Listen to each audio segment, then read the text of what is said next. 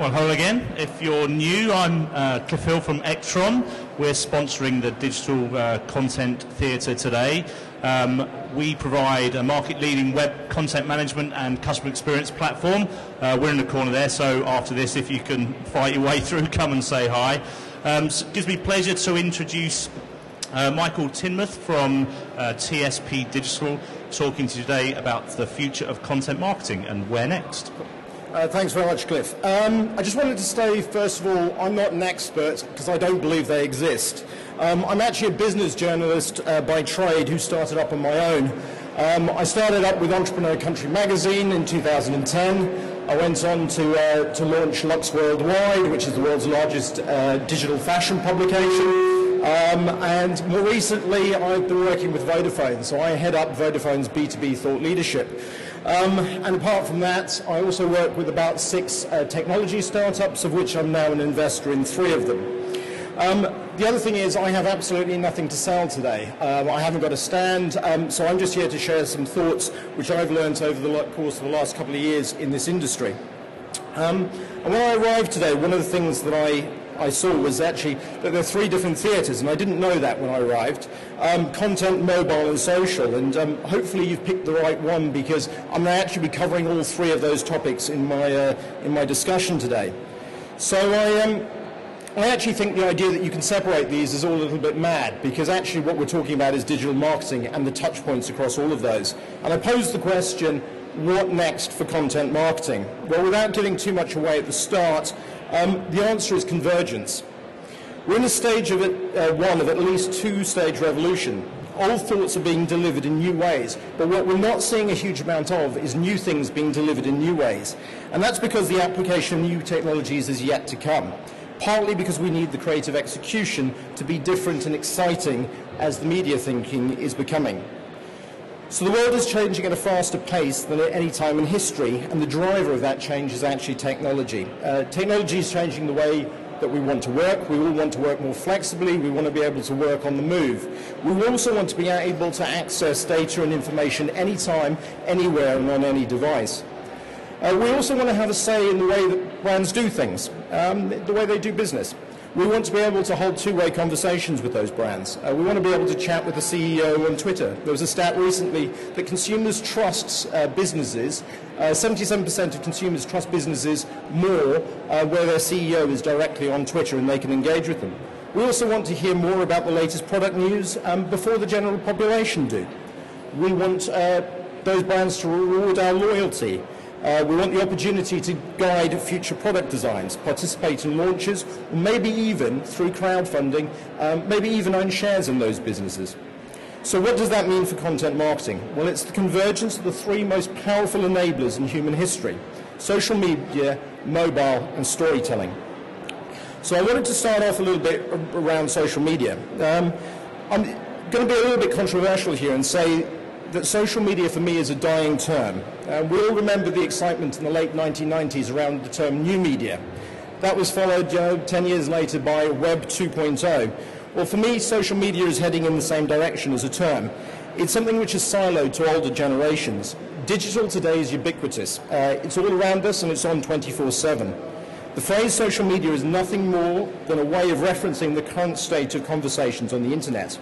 And I wanted to start off at this point with a quick video, which is a trailer for a British independent film. You might have seen it, but it came out in September this year. I think it really sort of frames and captures this discussion as well as the way that society is moving. So hopefully none of you are too sort of delicate.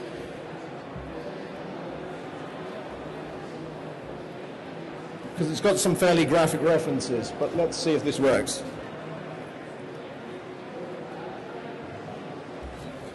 And let me pause that and see if I can get it with sound.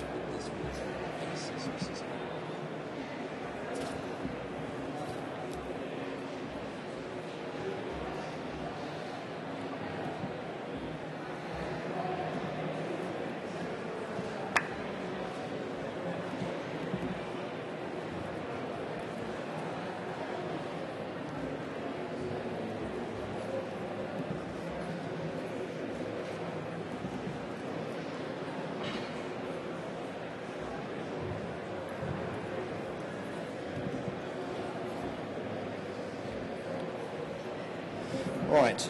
Just 2 seconds while that's loading up. Because we're living in an increasingly social world, I just wanted to know who here is actually tweeting live from the event today. Have we got people who are on Twitter? Do we have any people here who sort of, as marketeers, sort of over the last 5 years or so since Twitter came in, have any of you ever stopped and thought to yourself, why the hell am I actually on Twitter?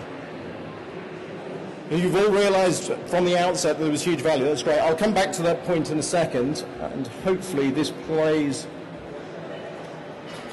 with some sound.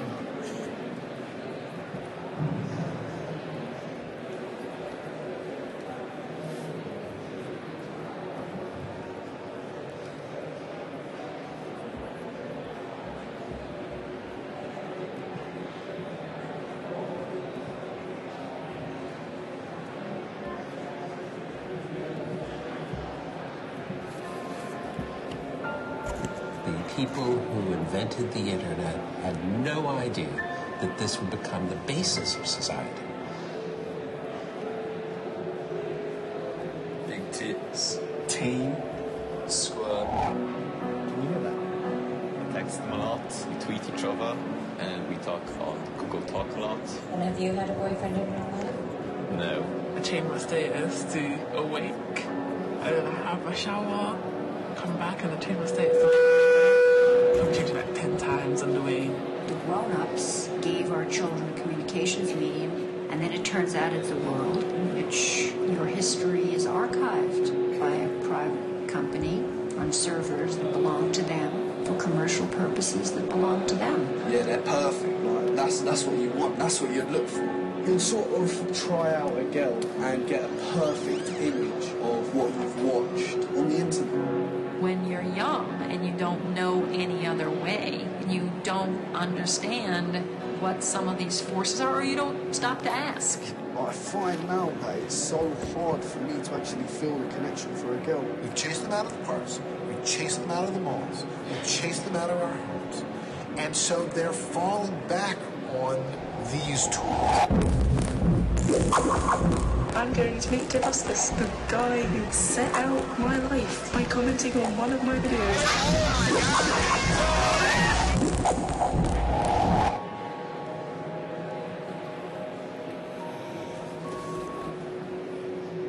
Right, so there's a lot of debate and confusion around what social is, but not for young people. They've lived their entire lives with it, they've been born with it, they do it every day. It's just something they do in their lives. It's just something that they instinctively do and has no meaning. So the term social media is dying out because boundaries are blurring, and it's just something we all increasingly do. But there's a second reason, and that's because the way that Facebook and other social networks view themselves. You may have seen recently, about a week, 10 days ago, Twitter launched its self-serve ad platform for all businesses here in the UK. Previously, there'd actually been a barrier to that. You had to spend a minimum of £15,000 over 3 months. Now anyone can advertise on it. And what that's done is transform the social networks that we know into brand platforms. Facebook no longer refers to itself as a social network. It is a brand platform. And for that reason, I'm going to, and because of time, I'm just going to sort of focus on a couple of stats around Facebook. So whenever I ask brands about why they are on Facebook or why they think they should be on Facebook, everyone uses the big one, 1.2 billion users around the world. And my argument is always that 1.2 billion is the least important statistic you're ever going to hear around Facebook. Because what matters to you isn't that number, it's those people that are relevant to your business. And social gives you the opportunity to target those individuals like never before. And maybe it's the 20 million people who access Facebook every day in the UK from a mobile device. Maybe it's the 2 million UK males aged 18 to 24 who access Facebook using iOS. Maybe you want to start up a wedding company in Kent. Well, there's 6,000 females aged 13 years old in the UK who already have an interest in weddings. They're already in their heads planning the big day. Or maybe you're interested in females in the US who are interested in online gaming. There are 3.8 million of those. Or maybe you're interested in early tech adopters in Brazil. There's 660,000 of those. And did you know today that Facebook drives more traffic to YouTube than every single Google channel combined? That's search, paid search, organic, all of that. Facebook drives more traffic to YouTube than all of them. You'll also be getting an idea that I'm big on young people, and there's a clear reason for that. The buying power of young people is on the rise. They may not right now be your customers and your clients, but they could very well be in the future. There are 9.8 million millennials in the UK, those that were born after 1990 but are older than 13 who can be on Facebook. There is a 97% penetration rate amongst that group. So marketing is about communicating a message to those people who matter to your business, and you need to drill down and reach those people. But how does Facebook know who they all are? Well, the simple answer is we tell Facebook every single day. We log on as us. There's nothing hidden. We share ideas, we share comments, we share photos and likes and interests. Facebook knows exactly who we are, and it's becoming more powerful by the day. Now, there may be some of you who bet against the internet once.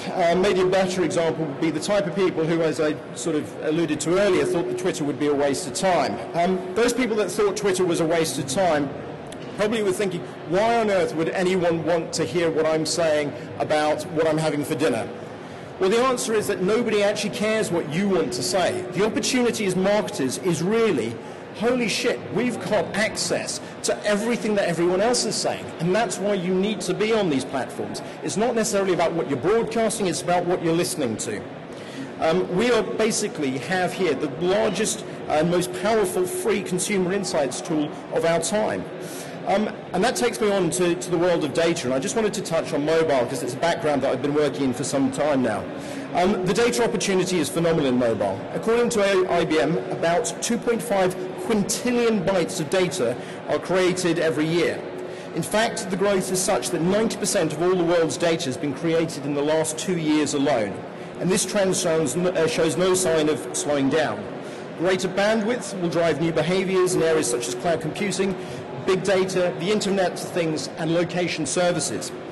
We're seeing three key trends that are evolving. The evolution of programmatic and real-time data for display, the investment in mobile, and the shift in TV investment into online. We need to think about how we talk about multi-channel, multi-screen stories and create plans where we can prove the effect of advertising across all of these media and allow programmatic to bring efficiency. Now here again I want to be controversial because I don't think clients are lost. They want to sell stuff. It's what businesses always want to do. They've got a product, they want it to sell it, they know there are people out there to buy it. It's us as marketers that actually need to transform and think smarter and think bigger. We want to get the right message to the right people at the right time. We've got clever strategies and technologies to use this, but we continue to carpet bomb people with information. And this is to play on something which a number of the other speakers have talked about, is personalization. We need one simple strategy to deliver to all touch points and to close the gap between acquisition and brand. And that's why, for me, the convergence of smartphones and high-speed data connections on our mobile devices is the revolution that shopper marketing has been waiting for. 4G offers a means of realizing this potential. In this next stage of digital marketing, companies are reimagining how they interact with their customers. The combination of much more capable smartphones and tablets with a doubling of the data speeds will prove a potent catalyst. A principal approach to the latter is through appification, a term used to describe the process in terms of what almost anything we do can be transformed into an app. This trend, combined with the explosion in the demand for smartphones, will mean a massive increase in activity investment levels in apps on smart devices over the next few years. And this movement will require state-of-the-art networks to support it. So last night I was actually sat in the cinema, I was watching Sandra Bullock doing some stuff in space, and I remembered, okay, don't laugh, I'd actually forgotten to record I'm a Celebrity. So sat there in the cinema, what I got the opportunity to do was to go on my smartphone and set my Skybox to record. Joe, a number of churches now are seeing drop-offs in the number of people who are attending church on a Sunday. So what have they done? They've created an app that enables people to sit at home and watch the service and sort of sing along with the service based upon an app. Schools throughout the country now have apps. Take it a step further into e-health. Granny and grandma wondering about how they're doing. Why not wire them up to a wristband which can monitor all their vital signs? You don't have to rely on communicating with the hospital. You have all of their health data available through your mobile phone. And that can apply to your pet. I mean, we've already seen it in other things. We've seen it in golf clubs. I mean, everyone here who's a golfer has probably looked at some stage investing in an app to help them with their golf swing. 4G and other sorts of data networking will just increase the speed of the uptake in these behaviors. And at this point, I just wanted to show you another video, which actually was launched earlier this week, and fingers crossed I don't have the same technical issues. So this is British Airways.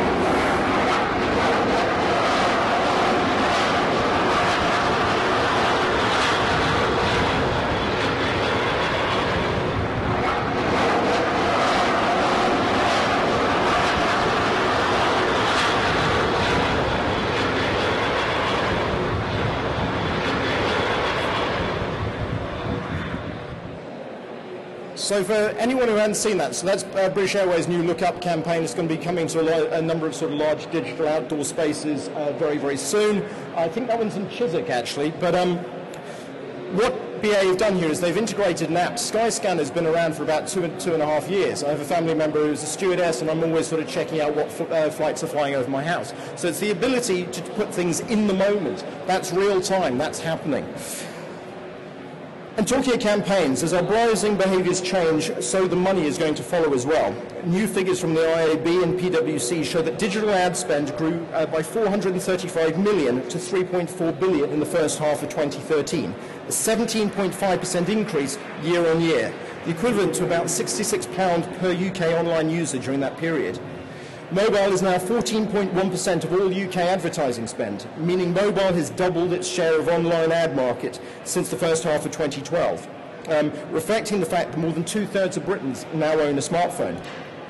The IAB also says that UK consumers spend 43 hours a month online, and cites a number of stats showing that in a typical consumer's online hour, 13 minutes is spent on entertainment sites and apps, while nearly 3 minutes is spent on news.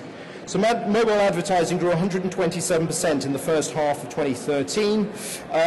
For a trend as well, just looking for trends within trends, which we often talk about, look at mobile video, which has gone from a paltry 1.7 million in ad spend in the first half of this year to, in the first half of 2012, to 23 million in the first half of 2013, which is an increase of 1,300%. So what sectors are buying mobile advertising? The short answer is consumer goods. They took up 26.8% of mobile display, taking over from entertainment and media for the first time. As more budgets move online and consumer habits shift, traditional media channels and processes have been disrupted. As I said, we're in stage one of a two-stage revolution at the moment. Old thoughts are currently still being delivered in new ways. So trust me when I say that the internet and mobile in particular are only just getting started. Whilst you've always been able to know who your people are and what your audience are like, it's only in the last year or two that you've actually been able to reach them anytime, anywhere, any place. On average, mobile accounts for 31% now of all site traffic to your websites. Now, actually comparing that with, say, Australia, which is 47%, Brazil, it's 40%, 34% in South Korea, 31%, and if as a digital marketer you're looking for an opportunity, go across to France because it's only 8%. By 2018, the UK online retail industry will be worth £50 billion. And when we're talking about the convergence of these technologies, social and mobile, did you know that Facebook now represents 23% of all time that we spend online on a mobile device? Instagram is 4% and Twitter is just 3%. And big businesses are about to come on board massively with this. There's always been a reticence amongst big corporate businesses as to how they engage on social, what does it mean to us. It's for probably about the last 5 years now, it's been the domain of small businesses. But now that you have the ability to analyze where people are in the purchase decision journey, you can actually target content very specifically to individuals with specific content and messaging. To support that contention, social as a percentage of online ad spend is set to grow from 9% in 2013 to nearly 17% in 2014. So in order to be a success on social, you need to be a success on digital. That requires an understanding of your audience, understanding the channels that they are engaging on, understanding where they'd engage with you on those channels, and the type of content that your people are after and what the ROI is for your business. I just wanted to sort of just have a quick nod to search, which I know we touched on in the last report, but unless more publishers start implementing a mobile site strategy, there's every chance that Google's going to actually start penalizing them. Google's Hummingbird algorithm actually works based upon understanding what content you're consuming and the relevance. And with mobile becoming more and more relevant, so you need to optimize for it. Of the top 175 publishers in the UK, 68% do not have a site that is sufficiently mobile optimized. Now, that means we've all got to get smarter in the content we produce, which I guess is why you're all here. When we talk about audiences, we need to drill down. We need to talk a lot more about people and less about campaigns. We need to talk about precision activation, about sharing your brand at the right time, the right place. And we all have the opportunity to become publishers. If you don't talk about you, nobody will. And I think the perfect example is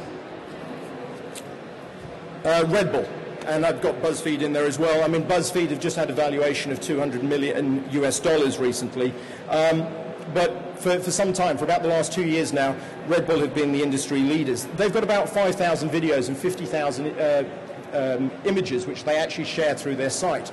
They've, for those who don't know, Red Bull in 2011 launched Red Bull Media House. Now, Red Bull has a 65% share globally of the energy drink business. It's a $5 billion industry. Red Bull Media House, which has been spun out as a separate business, is tipped to overtake the energy drink in sales within the next 5 years. And that's the power of relevant, high-quality content. So Red Bull Media House is now actually just in the process of, it's just won a huge bid with Fox Media to produce a whole series of extreme sports events. Now, we can't all be the Red Bull of the world. So what we need to think of is ways in which we can create content on the cheap and more effectively. And that really comes down to looking at what is scalable. Now, I did a bit of research recently looking at about 500 pieces of content that were created online, and something came to me. So we put all of the content into various buckets. And that was content that was created by content publishing media marketing agencies. That's the stuff that costs the most. Content that we sort of in businesses had created ourselves. And the third one, which is when we went out to our communities and asked them, guys, Joe, we would like, as experts, we'd like to engage you. And these were the results that came back in. The stuff that was the most expensive to produce, because you had to commission it, had the lowest engagement rates. And we came out with quite a robust algorithm. There were about 10 of us sat around a table, digital technologists. And the reason why is when you pay somebody else to create your content for them, what interest, apart from a recommissioning, do they get out of it? I mean, I'm a journalist by trade. Joe, when I write a piece, I get paid, and that's the end of it. When your audience are the ones who are creating your content for you, there is a massive opportunity for them to engage directly with your brand, particularly when it's a bigger brand. What I also wanted to say is, by user-generated content, what we were not looking at was somebody replying to a tweet or somebody posting a photo of them eating a lollipop on your Facebook page so they'd win a competition. That's not a real degree of engagement, and that, for me, is not user content. What I'm talking about is opportunities within apps and mobile to produce scalable content en masse. And this is an app. I don't have shares in this one. I do work with them, however. So this app was launched about 6 or 7 months ago. Their first 4 or 5 clients, Manchester City Football Club, Papa John's Pizza, Vodafone. And I think there are some interesting lessons in terms of what they can produce. Wouldn't it be great if you could easily give your opinion to major brands about their products and services? Wouldn't it be even better to be paid for your valued opinions? Introducing VoxPopMe, a simple smartphone app for you to voice your opinion and get paid for it. Brands ask the questions, you record short video responses to share your feedback directly. It's simple to use. You can follow the live stream of questions waiting to be answered, or even receive push alerts when a new question is available. Record your opinions, get paid to your VoxPopMe account, and cash out. VoxPopMe lets you make a real difference to products and services that matter to you. VoxPopMe, it pays to have an opinion.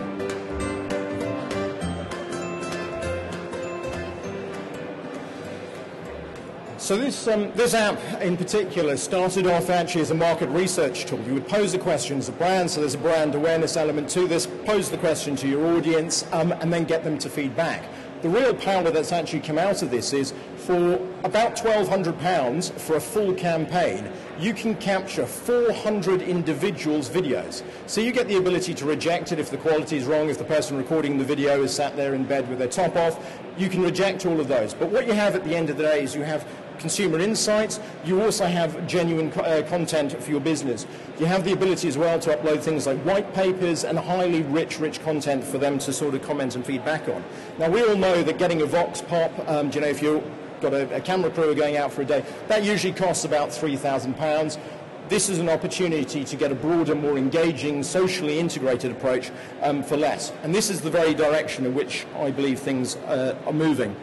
And just a nod then in terms of content, I don't know if you all saw this, probably came out about 10 days ago or so now. LinkedIn Today, which was the sort of one of the world's largest publishing integration sites, that was replaced. So LinkedIn spent about 6 or 8 months ago, spent about $90 million buying Pulse, which is an app.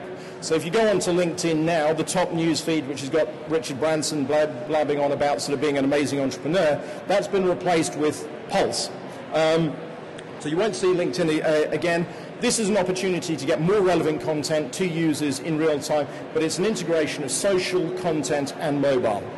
I really haven't got a huge amount else to say right now.